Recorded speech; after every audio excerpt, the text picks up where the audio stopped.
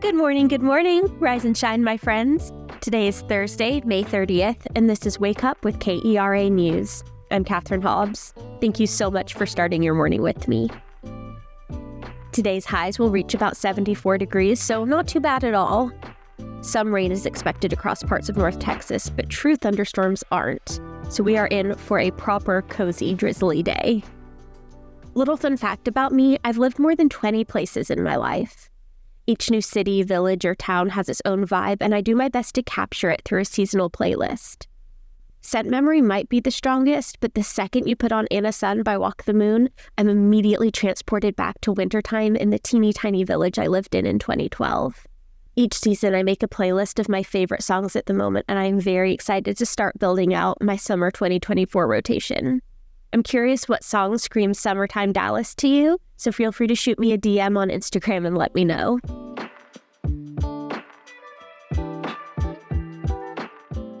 Debris from this week's severe storms in Dallas could take multiple months to collect. That's according to the Dallas Office of Emergency Management.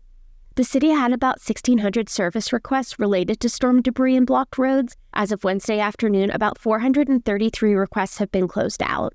In the meantime, Dallas residents are asked to hold non-storm-related brush or bulk trash until after the storm debris has all been cleared. The man in charge of day-to-day operations at the Tarrant County Jail has retired, capping a tumultuous 6 weeks for the jail, where 3 people died in custody. The Tarrant County Sheriff's Office spokesperson said Chief Deputy Charles Eckert retired, quote, very honorably. Eckert has run the jail since December of 2020, but he's worked for the TCSO for 32 years.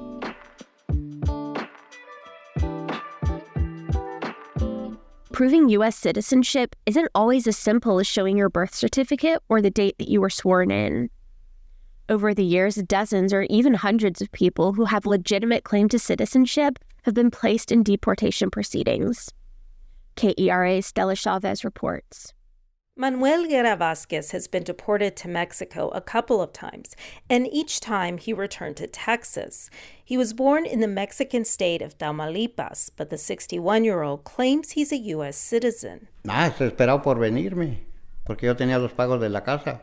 KERA Vázquez says he was desperate to return to North Texas each time because he's the main breadwinner for his family, but proving he's entitled to stay has been difficult.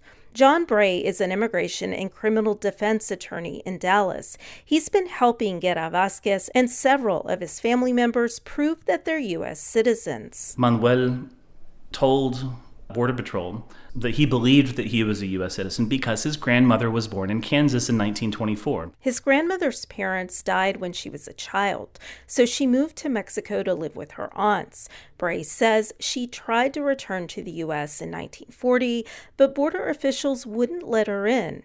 Bray says this isn't at all unusual. There are thousands of people who are U.S. citizens and don't even realize it. Denise Gilman is with the Immigration Clinic at the University of Texas in Austin. She says these cases are likely more common among families who live along the border, such as migrant farm workers who routinely travel back and forth between the two countries. So you might have somebody who obtained their U.S. citizenship and then still went back and forth to Mexico and often actually had children in Mexico, because that's where extended family lived, that's where healthcare was in some ways more readily accessible. Gilman says whether someone qualifies for U.S. citizenship depends on when that person was born and what was written in law then, because the law has changed a number of times. Overall, the general rule is that if a parent is a United States citizen at the time that a child is born outside of the United States,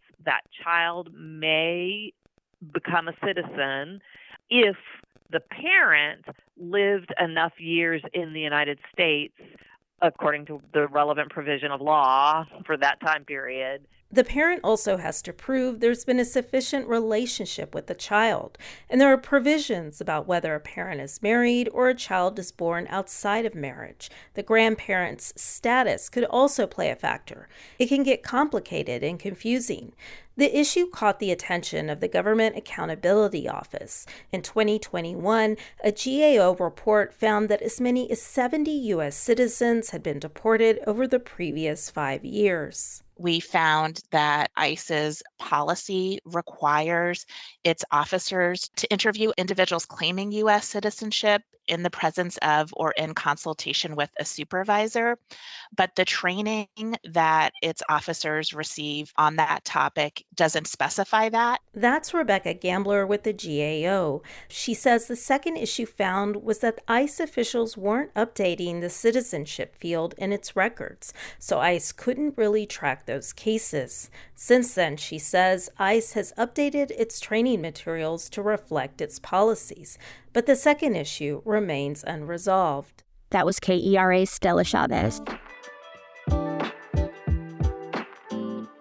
Things are heating up in North Texas sports, y'all. The Oilers beat the Stars last night 5-2, and the series is now tied 2 games apiece. The Mavs face off against the Timberwolves tonight, and a win will send them to the NBA Finals. Giant pandas have been one of DC's biggest attractions ever since a pair arrived in 1972. They were originally gifted as a token of friendship from communist China, and for decades, the Chinese government has gifted or loaned pandas to zoos all around the world. It's a practice that's been called panda diplomacy, and it often coincides with trade deals or other diplomatic events. Now, National Zoo officials in DC say they're getting 2 adolescent pandas by the end of the year. The last bears departed in November, bound for China on a FedEx cargo plane with no agreement to secure a new pair. These new 2-year-olds are considered subadults, which roughly aligns with being a teenager in human years. The new panda loan comes with terms similar to previous agreements. There's a term of 10 years, though previous loans have been extended, and any cubs born to the pair will belong to China and must be sent back upon turning 4 years old.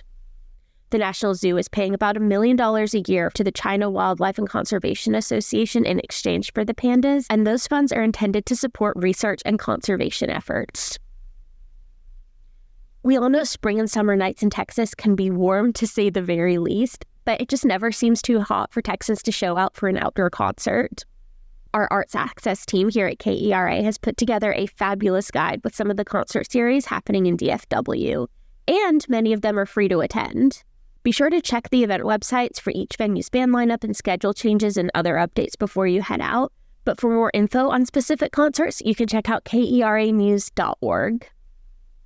Thank you so much for starting your day with me. I am so glad you take a few minutes to listen each morning.